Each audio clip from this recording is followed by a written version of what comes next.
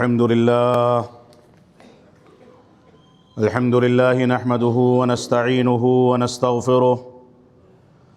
ونعوذ بالله من شرور أنفسنا ومن سيئات أعمالنا من يهده الله فلا مضل له ومن يضلل فلا هادي له وأشهد أن لا إله إلا الله وحده لا شريك له وأشهد أن محمدًا عبده ورسوله أما بعد فإن خير الحديث كتاب الله وخير الهدي هدي محمد صلى الله عليه وسلم وشر الأمور محدثاتها وكل محدثة بدعة وكل بدعة ضلالة وكل ضلالة في النار فأعوذ بالله السميع العليم من الشيطان الرجيم بسم الله الرحمن الرحيم يا أيها الذين آمنوا ادخلوا في السلم كافة ولا تتبعوا خطوات الشيطان إنه لكم عدو مبين وقال الله تبارك وتعالى شهر رمضان الذي أنزل فيه القرآن هدى للناس وبينات من الهدى والفرقان۔ محترم سامعین کرام، بزرگان دین، نوجوانان ملت اسلامیہ اور خواتین اسلام، گزشتہ خطبہ جمعہ میں ماہ شعبان میں کی جانے والی بدعات و خرافات اور اس پر ہمارے بعض مفتیوں اور علماء کی خاموشی اور مساجد کے ممبر و محراب کے لیے ان بدعات و خرافات کو نہ کھولنا اور ان سے تردید جاری نہ کرنا، اس بارے میں گفتگو کی گئی تھی۔ آج ہم شعبان کے تقریباً تمام ایام گزارتے ہوئے 24ویں شعبان کی تاریخ سے گزر رہے ہیں، اور آئندہ جمعہ اللہ رب العالمین کے فضل و کرم سے اگر زندگی رہی تو رمضان المبارک کا جمعہ ہونے والا ہے، جس کے لیے ہم سب کو اللہ رب العالمین سے توفیق طلب کرنی چاہیے۔ اللہ رب العالمین ہم کو ماہ مبارک نصیب فرمائے۔ رب کائنات ہم کو ان مبارک ایام سے اخلاص کے ساتھ بھرپور فائدہ اٹھانے اور تقوی کے مقاصد کو پورا کرنے کی توفیق عطا فرمائے۔ ہم دیکھتے ہیں کتنے ایسے مسلمان تھے جو گزشتہ رمضان میں موجود تھے لیکن اس دنیا سے رخصت ہو چکے ہیں، کتنے ایسے مسلمان تھے جو گزشتہ خطبہ جمعہ میں یا گزشتہ ہفتے جمعہ کے دن موجود تھے لیکن آج وہ اس دنیا سے رخصت ہو چکے ہیں۔ انسان کا ایک ایک لمحہ، ایک ایک وقت اور ایک ایک گوشہ زندگی کا یہ بڑا قیمتی ہے۔ ابن عمر رضی اللہ تعالیٰ عنہما اسی وجہ سے رسول اکرم صلی اللہ علیہ وسلم کی حدیث مبارک جب فرمایا کرتے تھے، روایت کیا کرتے تھے کہ کن فی الدنیا کأنک غریب او عابر سبیل، کہ دنیا میں ایسی زندگی گزارو جیسے تم مسافر ہو یا غربت اور مسکنت کی زندگی گزار رہے ہو، اجنبیت کی زندگی گزار رہے ہو۔ اور اس کے بعد ہمیشہ فرماتے تھے اذا اصبحت فلا تنتظر المساء واذا امسیت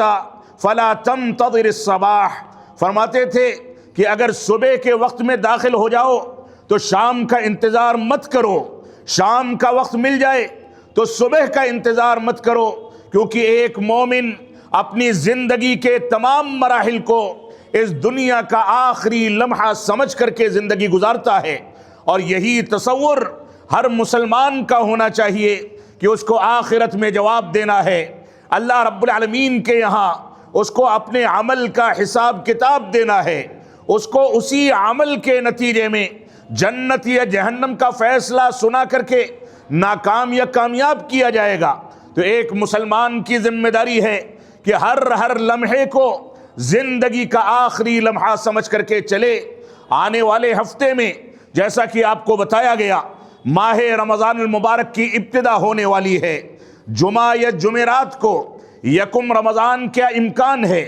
اس وجہ سے ہماری یہ ذمہ داری ہے کہ ہم ایک جانب رمضان کے احکام و مسائل سے واقفیت رکھیں اور دوسری جانب اپنی زندگی کا جائزہ لیں کہ کہیں ایسا تو نہیں کہ ہم نے حرام خوری، معاملات کی خرابی، جھوٹ، فراڈ، دھوکہ دھڑی اور ایسے ہی زبان درازی اور غلط انداز کی پالیسیوں کو اختیار کر کے ہم نے حقوق العباد کے بارے میں، اللہ رب العالمین کے حقوق کے بارے میں، اپنے معاملات کے بارے میں، اپنی زندگی کے وتیرے کے بارے میں کوئی تساہل یا مجرمانہ روش اختیار کر کے اپنے معاملات کو خراب رکھا ہے۔ ہماری ذمہ داری ہے کہ رمضان کے مسائل تو سمجھے جائیں، رمضان میں مسجدوں کو آباد کیا جائے، رمضان میں تراویح کا اہتمام کیا جائے، رمضان میں تلاوت کلام پاک کا اہتمام کیا جائے، لیکن وہ تلاوت کلام پاک، وہ نمازیں، وہ تراویح، وہ دعائیں، وہ افطار، وہ صدقات و خیرات جس میں انسان اپنے معاملات کو حل کیے بغیر بڑھ جائے، وہ قابل قبول نہیں ہے۔ اللہ رب العالمین سے دعا کی جائے، دعا کرنے والا اگر حلال و حرام کی تمیز نہیں کرتا ہے، حلال پر اکتفا نہیں کرتا ہے، تو اللہ کے نبی صلی اللہ علیہ وسلم فرماتے ہیں فَأَنَّا يُسْتَجَابُ ذَلِكَ، اس کی دعائیں کیسے قبول ہوں گی؟ مَأْكَلُهُ حرام وَمَشْرَبُهُ حرام وَغُذِّيَ بِالْحرام، اس کا کھانا بھی حرام کا ہے، اس کا پینا بھی حرام کا ہے، اس کی پرورش بھی حرام کے ذریعے ہوئی، تو اس کی دعائیں کون سی بنیاد پر قبول ہو سکتی ہیں؟ لہذا ہماری ذمہ داری ہے کہ ہم میں سے ایک ہفتے میں اپنی ماضی کی زندگی میں جھانکیں، اپنی گریبانوں میں سر ڈال کر کے رب کائنات سے توفیق طلب کریں۔ اگر ہمارے آپسی معاملات، حقوق العباد کے معاملات، لین دین کے مسائل، قرض کو لینے دینے کے مسائل، ایک دوسرے کی جائیدادوں کے بارے میں غلط انداز کا وتیرہ، اس انداز کی کوئی بھی چیز اگر ہماری زندگی کے اندر موجود ہے تو ایسی صورت میں ان معاملات کو متعلقین کے ساتھ مل کر کے معافی مانگ کر کے ختم کیا جائے، ورنہ اللہ کی قسم یہ رمضان میں مسجدوں کا بھر جانا، یہ تراویح کا اہتمام کیا جانا، یہ تلاوت کلام پاک، یہ روزے، یہ ساری کی ساری عبادتیں رائے گاہ ہیں، اس کا کوئی فائدہ نہیں۔ لہذا ہماری ذمہ داری ہے کہ ہم اپنے گریبان میں جھانکیں، اپنے معاملات کو بہتر کریں، قرآن و سنت کی جانب رجوع کریں۔ اللہ کے نبی صلی اللہ علیہ وسلم کا فرمان ہے من غشنا فلیس منا، جو ہم کو دھوکہ دیتا ہے، دھوکہ دھڑی سے کام لیتا ہے، وہ ہم میں سے نہیں ہے۔ یہ صحیح مسلم کی روایت ہے، اور اس طرح کی بہت ساری روایتیں کتب احادیث کی مختلف سندوں کے ساتھ وارد ہیں۔ اللہ کے نبی صلی اللہ علیہ وسلم نے واقعات کا تذکرہ کیا، آپ کے تعامل کا تذکرہ کیا گیا، اور اخیر میں فرمایا من غشنا فلیس منا، جو ہم کو دھوکہ دیتا ہے وہ ہم میں سے نہیں، وہ سچا مسلمان نہیں ہو سکتا۔ جب تک معاملات بہتر نہ ہو جائیں، جب تک اسلام اور ایمان کی تکمیل کی توقع رکھنا بیکار ہے۔ ہماری ذمہ داری ہے کہ رمضان سے پہلے اپنا جائزہ لے لیں، اپنا حساب کتاب سمجھ لیں، لوگوں کے ساتھ معاملات کی خرابی کی تلافی کر لیں، اور معاملات کو ادا کر کے اپنے معاملات کو صاف ستھرا کر لیا جائے۔ لیکن موجودہ دور، جس دور میں فتنے بڑھتے چلے جا رہے ہیں، جرائم سر چڑھ کر کے بول رہے ہیں، آپ دیکھیں ایپسٹین فائل کے نتیجے میں پوری دنیا میں تباہی کھڑی ہو گئی ہے، اور ایپسٹین فائل کا ظاہر ہونا اس بات کی دلیل ہے کہ کتنے ایسے لوگ ہیں جو درندگی اور جانوروں کی کیفیت کی زندگی گزار کر کے انسانیت کو شرمسار کرنا چاہتے ہیں۔ یہ وہ لوگ ہیں جن کو رب کائنات نے مال و دولت دیا ہے، ان کے پاس چلنے کے لیے ہوائی جہاز اور ہیلی کاپٹرز ہیں، ان کے پاس ان کی حفاظت کے لیے بڑے بڑے دستے اور باڈی گارڈز ہیں، ان کے رہن سہن کے لیے بڑے بڑے محل اور بڑے بڑے پارلیمنٹ ہیں، ان کے پاس بڑے بڑے وسائل ہیں، لیکن ان کو اتنا بھی شعور نہیں ہے کہ خواتین کا مقام کیا ہوتا ہے، نابالغ بچیوں کے حقوق کیا ہوتے ہیں۔ یہ نہیں جانتے ہیں کہ معصوم بچوں کے ساتھ اسلام نے کیا وتیرہ اختیار کرنے کا حکم دیا ہے۔ صورتحال یہ ہے کہ معصوم بچوں کی بلی چڑھائی جاتی ہے۔ یہ جزیرہ جو ایپسٹین کے نام سے موسوم ہوا ہے، یہاں ابلیس اور شیطان کی عبادت کر کے مردار کا گوشت کھا کر کے، یہاں تک کہ انسانوں کا گوشت پکا کر کے اس کو کھانے اور انسانوں کا خون پینے اور اس انداز کے معاملات کے بے شمار شواہد موجود ہیں۔ چھوٹے چھوٹے معصوم بچوں کی عصمت دری، ان کو ذبح کر کے ان کا خون پینا، ان کو بلی چڑھانا، شیطان کو خوش کر کے انسانیت کو شرمسار کرنا، یہ ان لوگوں کا وتیرہ نکل کر کے آیا ہے جو دنیا میں شرافت کی نگاہوں سے دیکھے جاتے تھے، جو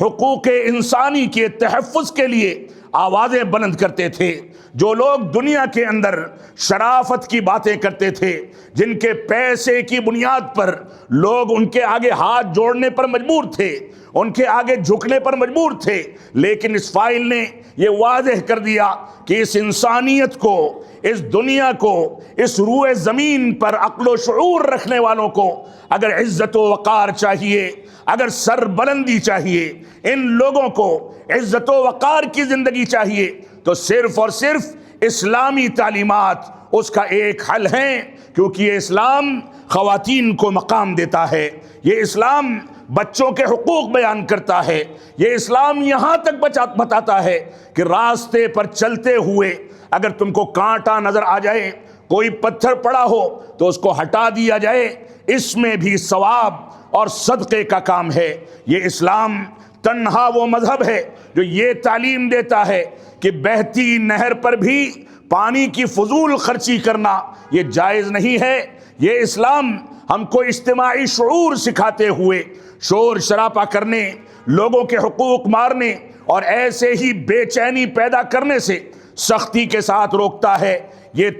تنہا وہ مذہب ہے جس کے نبی آخر الزماں، آخری نبی جناب محمد الرسول اللہ صلی اللہ علیہ وسلم جب مدینہ کی گلی میں نکلے، آپ کے ساتھ غالباً سودا رضی اللہ تعالیٰ یا آپ کی بیویوں میں سے، ہماری ماؤں میں سے کوئی ایک خاتون تھی، ایک صحابی رسول کی نظر پڑتی ہے، آپ فوراً صراحت کرتے ہیں کہ یہ میری بیوی ہے، یہ میری اہلیہ ہے۔ اللہ کے نبی صلی اللہ علیہ وسلم پر کوئی صحابی رسول کوئی شک کر لے، کسی انداز کا اتہام لگا دے، تصور بھی نہیں کیا جا سکتا، لیکن یہ معاملہ فہمی تھی، معاملات کی بہتری تھی، ابلیس اور شیطان کے ہتھ کنڈوں کو ناکام کرنے کی کوشش تھی کہ آپ نے فرمایا یہ میری بیوی اور میری اہلیہ ہے، تاکہ کوئی غلط فہمی نہ پنپنے پائے۔ یہ اسلام اتنا صاف ستھرا مذہب ہے، یہ اسلام اتنا صاف ستھرا مذہب ہے کہ یہ خواتین اور بچوں کو ان کے حقوق ادا کرتا ہے، اتنا صاف ستھرا مذہب ہے کہ عین میدان جنگ میں بوڑھوں کو، بچیوں کو، خواتین کو اور چھوٹے بچوں کو قتل کرنے سے روکتا ہے۔ یہ اسلام امن و سلامتی کا وہ پیامبر ہے کہ یہاں تک کہتا ہے کہ اگر دشمنوں سے تمہارا سامنا ہو، دشمن تمہارے اوپر حملہ نہ کرے تو ایسی صورت میں اس کو قتل نہ کیا جائے، اپنے دفاع میں ہتھیار کا استعمال کرنا پڑے تب تو جائز ہے، ورنہ اگر ضرورت نہ ہو تو ایسی صورت میں ان چیزوں سے رک جایا جائے۔ یہ اسلام بلا ضرورت کے جانوروں کو ذبح کرنے سے روکتا ہے۔ یہ اسلام اگر جانور کو ضرورت کے تحت ذبح کرنے کی ضرورت پڑ جائے تو بھی اس کے آداب بتاتا ہے، جھٹکا دے کر کے، ظلم و جور کر کے، بزنس کو بڑھانے کے لیے، کاروبار کو بڑھانے کے لیے اسلامی نام رکھ کر کے غیر مسلموں کی جانب سے جھٹکے کے گوشت سپلائی کر کے صرف پیسہ کمانے کی اجازت نہیں دیتا۔ یہ اسلام شفافیت کے ساتھ زندگی گزارنے کا حکم دیتا ہے۔ اس وجہ سے یہ جتنے مجرمانہ کاوشیں ہمارے سامنے آ رہی ہیں، چاہے ایپسٹین فائل ہو یا اس سے پہلے، بدقسمتی ہے ہماری، کہنا پڑتا ہے کہ اجمیر کی جنسی بے راہ روی کا جو اسکینڈل پکڑا گیا تھا کئی سال پہلے، اتنی بڑی تاریخ جنسی بے راہ روی کے اسکینڈل کی جو اجمیر میں ان مسلمانوں نے انجام دی تھی جو وہاں کی درگاہ سے وابستہ ہیں، ان لوگوں نے اس اسکینڈل کو انجام دیا تھا، ہندوستان کی تاریخ میں لوگ بتاتے ہیں کہ اتنا بڑا اسکینڈل آج تک ظاہر نہیں ہوا۔ رب کائنات ہم کو انسانیت کی بنیادوں پر ایک دوسرے کا احترام کرنے کی توفیق عطا فرمائے۔ تو اللہ کے نبی صلی اللہ علیہ وسلم نے ہم کو غش اور دھوکہ دھڑی سے بچنے کا حکم دیا ہے۔ فرماتے ہیں، ایک حدیث رسول ہے کہ اللہ کے نبی صلی اللہ علیہ وسلم کا گزر ایک غلے کے پاس سے ہوا، وقد حسنہ صاحبہ، اس کو بیچنے والا جو دکاندار تھا اس نے اس کو بہت بہتر طریقے سے سجا رکھا تھا، اوپر کی جانب سے اچھا غلہ لگا رکھا تھا۔ اللہ کے نبی صلی اللہ علیہ وسلم نے اپنے مبارک ہاتھ اس غلے کے اندر داخل کیے، فَإِذَا طَعَامٌ رَدِيءٌ، اور اندر کی جانب دیکھا، آپ کے ہاتھ سے آپ نے اس بات کو محسوس کیا کہ اندر کی جانب جو غلہ ہے وہ خراب غلہ ہے، وہ ردی انداز کا اناج ہے۔ تو آپ نے فوراً صاحب معاملہ سے، دکاندار سے سوال کیا کہ یہ کیا معاملہ ہے؟ تمہاری ذمہ داری ہے کہ بِعْ هَذَا عَلَى حِدَةً، اس کو الگ بیچو اور اس کو الگ بیچو، دونوں کی قیمتیں الگ متعین کی جائیں اور دونوں کو وضاحت کر کے کسٹمر کو بتایا جائے کہ اس کی کوالٹی کیا ہے اور اس کی نوعیت کیا ہے۔ یہ اسلام اس شفافیت کے ساتھ زندگی گزارنے کا حکم دیتا ہے۔ یہ مسند احمد کی روایت ہے اور ترمذی اور صحیح مسلم وغیرہ کی ایک روایت ہے کہ اللہ کے نبی صلی اللہ علیہ وسلم کا گزر علی صبرۃ طعام، کھانے اور غلے کے ایک ڈھیر کے پاس سے ہوا۔ ایک ڈھیر تھا، اس کے پاس سے آپ کا گزر ہوا، فَأَدْخَلَ يَدَهُ فِيهَا، تو آپ نے اس کے اندر اپنا مبارک ہاتھ داخل کیا، فَنَالَتْ أَصَابِعُهُ بَلَلًا، تو آپ کی انگلیوں کو اندر کی جانب نمی محسوس ہوئی، ایسا لگا کہ اوپر سوکھا غلہ ہے اور اندر کی جانب غلہ بھیگا ہوا ہے، اور بھیگے غلے کو چھپانے کے لیے دکاندار نے اندر رکھ دیا۔ تو آپ نے فرمایا یہ کیا معاملہ ہے، ایسا کیوں کیا؟ تو اس نے، دکاندار نے کہا، اصابتہ السماء، بارش ہوئی تھی، یہ بھیگ گیا تھا۔ آپ نے فرمایا اگر یہ بھیگ گیا تھا تو کیا تم اس کو الگ طریقے سے نہیں رکھ سکتے تھے، اوپر کی جانب نہیں رکھ سکتے تھے، حتی یراہ الناس، یہاں تک کہ لوگ اس کو دیکھ لیتے کہ اس کی نوعیت کیا ہے؟ اور اس کے بعد فرمایا من غشنا فلیس منا، جو ہم کو دھوکہ دیتا ہے وہ ہم میں سے نہیں ہے۔ آج کاروبار کے مختلف انداز اور مختلف کیفیات اور نوعیتوں کو دیکھ لیا جائے۔ آپ نکلیں یہاں سے، ٹھیلے والوں کو، دکانداروں کو، دودھ بیچنے والوں کو، مٹھائی بیچنے والوں کو، پھل فروٹ اور سبزیاں بیچنے والوں کو، ایک طرف سے دیکھتے چلے جائیے، ترازو کا جائزہ لیجئے، کس انداز سے کانٹے مارے جاتے ہیں، کس انداز سے حرام خوری کی جاتی ہے۔ اس کی تفصیل کا یہ موقع نہیں ہے، لیکن رمضان سے پہلے ہماری ذمہ داری ہے کہ ان چیزوں سے توبہ کر کے معاملات کو صاف کیا جائے۔ ایسے ہی ابن مسعود رضی اللہ تعالیٰ عنہ فرماتے ہیں کہ اللہ کے نبی صلی اللہ علیہ وسلم نے ارشاد فرمایا من غشنا فلیس منا، جس نے ہم کو دھوکہ دیا وہ ہم میں سے نہیں، والمکر والخداع فی النار، اور دھوکہ دینا اور ایسے ہی مکر و فریب کرنا، کسی کے ساتھ چال چلنا، غلط بیانی کرنا، جھوٹ بول کر کے مال بیچنا یا کسی کو دھوکہ دینا، یہ سب کا سب جہنم میں لے جانے والا عمل ہے۔ لہذا تم کو اس سے توبہ کرنی چاہیے۔ اور صفوان بن سلیم رحمۃ اللہ علیہ جو کبار تابعین میں سے ہیں، وہ فرماتے ہیں کہ ابو ہریرہ رضی اللہ تعالیٰ عنہ نے ایک آدمی کو دیکھا جو دودھ اٹھا کر کے جا رہا تھا، دودھ بیچنے کا کام کرتا تھا۔ اس نے دودھ میں پانی ملایا تھا، پانی ملانے کے نتیجے میں دودھ کے رنگ سے یا دودھ کی کیفیت سے ابو ہریرہ رضی اللہ تعالیٰ عنہ نے سمجھ لیا کہ اس نے پانی ملا رکھا ہے۔ تو ایسی صورت میں انہوں نے فوراً اس کو تنبیہ کی اور فرمایا کیف بک اذا قیل لک یوم القیامہ، تم اس وقت کیا کرو گے جب قیامت کے دن تم سے کہا جائے گا، قیامت کے دن تم سے کہا جائے گا کہ خلص الماء من اللبن، کہ اس پانی سے، اس دودھ سے پانی کو الگ کر کے دکھاؤ، اس کو جدا کر کے دکھاؤ، اس کو نکال کر کے دکھاؤ، اس وقت تمہاری کیفیت کیا ہوگی۔ تو ہمارے اسلاف کے یہاں کھانے پینے کے معاملات میں لین دین کے معاملات میں، کاروبار میں اور تمام کی تمام چیزوں میں بالکل شفافیت ہوا کرتی تھی۔ ہماری ذمہ داری ہے کہ اپنے اندر شفافیت پیدا کریں۔ اللہ رب العالمین کا فرمان ہے وَيْلٌ لِّلْمُطَفِّفِينَ الَّذِينَ إِذَا اكْتَالُوا عَلَى النَّاسِ يَسْتَوْفُونَ وَإِذَا كَالُوهُمْ أَوْ وَزَنُوهُمْ يُخْسِرُونَ۔ اللہ رب العالمین نے فرمایا بڑی خرابی ہے یا ویل اور عذاب کی وعید سناتے ہوئے رب کائنات نے فرمایا ان لوگوں کے لیے عذاب ہے، ویل ہے، بڑی خرابی ہے، ان لوگوں کے لیے ناکامی اور تباہی ہے جو ناپ تول میں کمی کرتے ہیں یا ناپ تول میں لوگوں کو دھوکہ دیتے ہیں۔ جب ان کو لینا ہوتا ہے تو پورا پورا لیتے ہیں، اور جب دینا ہوتا ہے تو کانٹا مارتے ہیں اور لوگوں کو دھوکہ دیتے ہیں۔ آج آپ مارکیٹ کو دیکھ لیں، ناپ تول کی کمی کے بے شمار واقعات، سبزی والوں سے لے کر کے یہاں تک کہ کنسٹرکشن کرنے میں، بلڈنگ کا مٹیریل لانے میں، لوگوں کے ساتھ معاملات کرنے میں، ہر چیز میں کانٹا مارنے کی ایک ریت چل پڑی ہے۔ اور جو آدمی اس میں کامیاب ہو جاتا ہے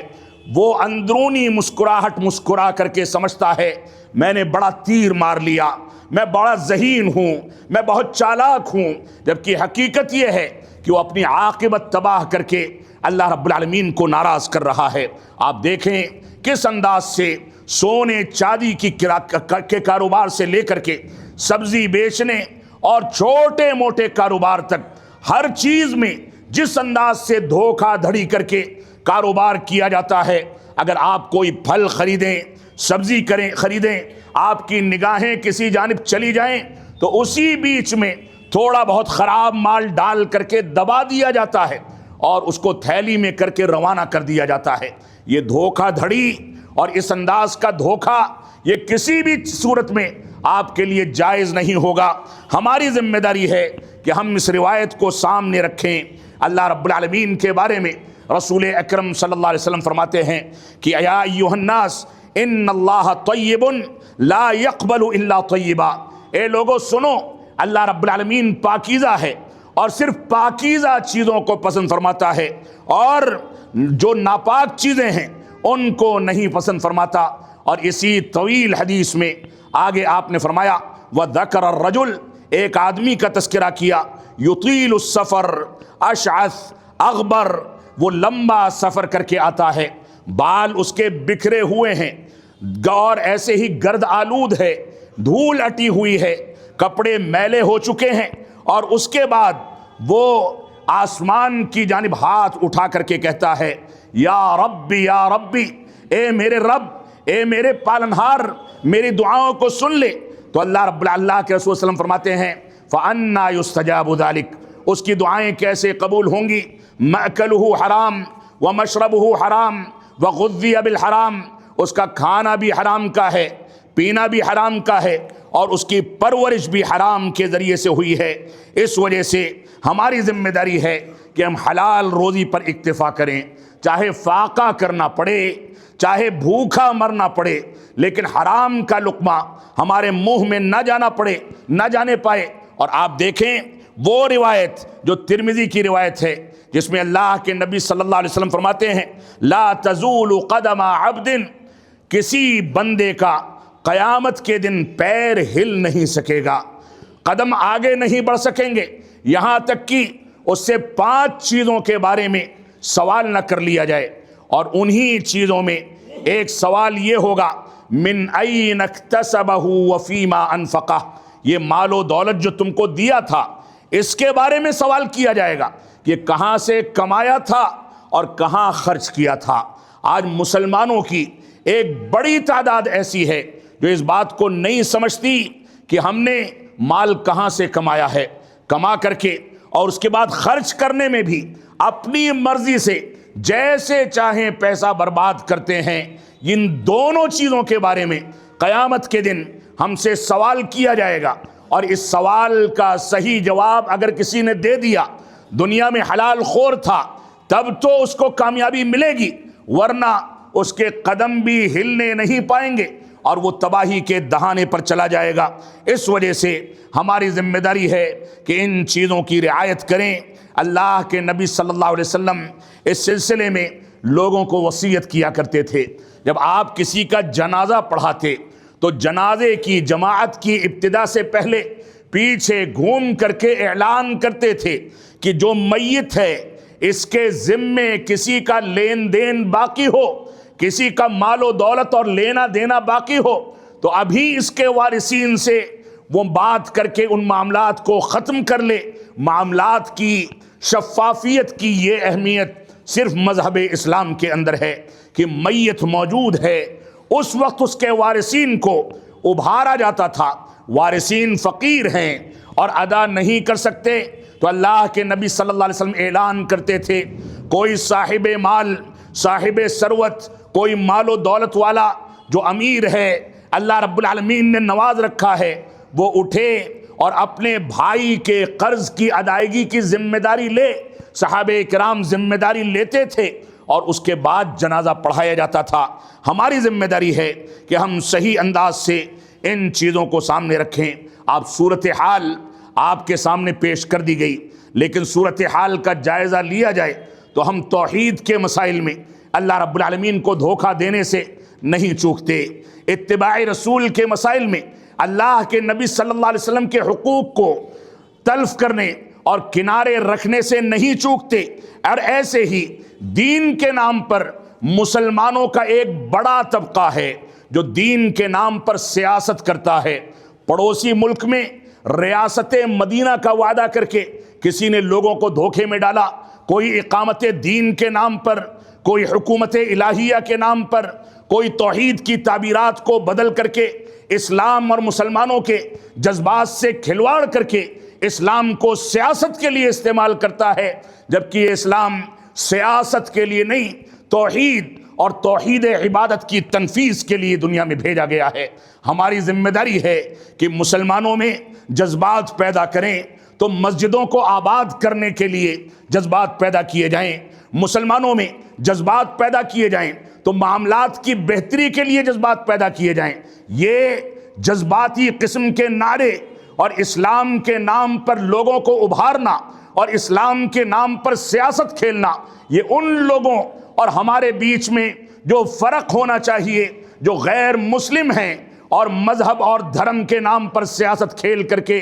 لوگوں کے درمیان نہ جانے کون کون سے مظالم کر رہے ہیں، ان میں اور ہم میں کیا فرق رہ جائے گا؟ ہماری ذمہ داریاں مختلف ہیں۔ لوگ شرارتیں کریں، ہمیں شرافت سے اس کا جواب دینے کا حکم دیا گیا ہے۔ لوگ شرارتیں اور بے ایمانی کرتے رہیں، ہماری ذمہ داری ہے کہ ہم شرافت کی لکیر اتنی طویل کر دیں کہ شرارتیں دب کر کے تباہ ہو جائیں اور اس معاشرے کے اندر پاکیزگی اور اچھے لوگوں کی کثرت ہونے لگے۔ یہ ہماری بنیادی ذمہ داری ہے۔ اسی طریقے سے آپ دیکھیں ہمارے معاشرے میں وراثت کی تقسیم میں، جائیداد کی تقسیم میں خواتین کو محروم کر کے جس انداز سے